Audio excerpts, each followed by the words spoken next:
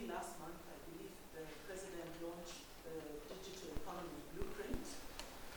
You'll be happy to know that Kenya was recognized as Africa's digital economy, probably because of the success of certain technologies here, mainly in the fintech, the mobile phone, and the financial technology areas.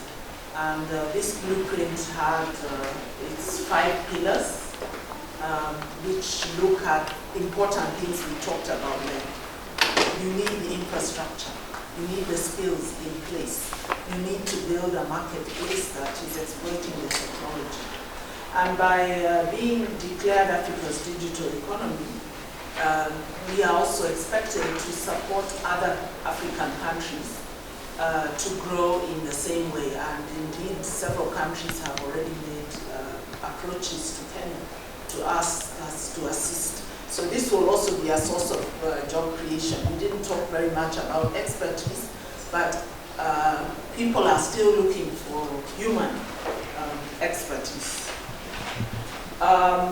Then within the ICT Authority and the Ministry of ICT, we have youth programs. There's always an argument that why are you getting involved with the youth, and you're not the Ministry of Youth, and you're not the Ministry of Labor.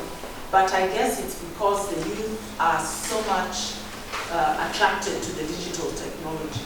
And whenever others try to do the program, sometimes they are challenged by the technology. So we've learned how to work with others with a whole of government approach. So for example, the first one I'll talk about is the Digital Literacy Program, which in its first phase has distributed over 1 million devices to teachers and school children in the first 3 years of primary school.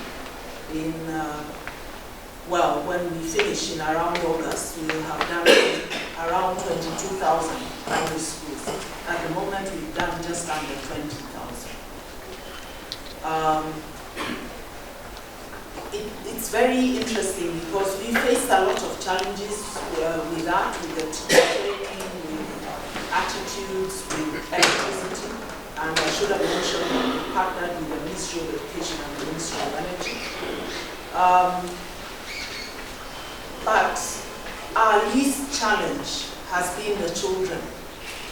Last week I was in a school in Naivasha. I just walked in. Here's my Naivasha story.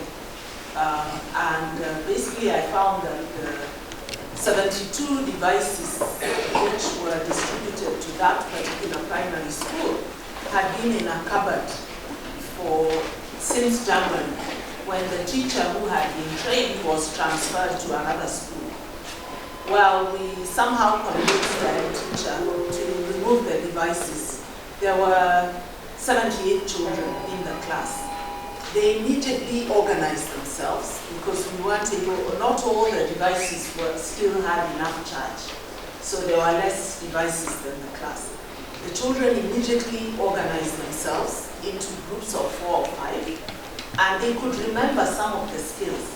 So with a little help, just a little help, within minutes, the children were fully engaged in using the content.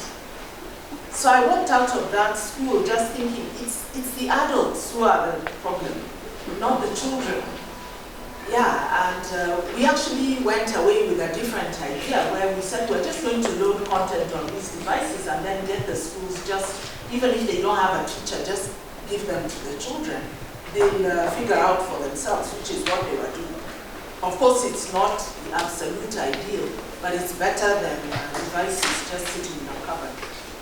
However, the DLP will not stop at standard 3. There's a phase 2 that will address years 4 to 6, and we're going to go on like that.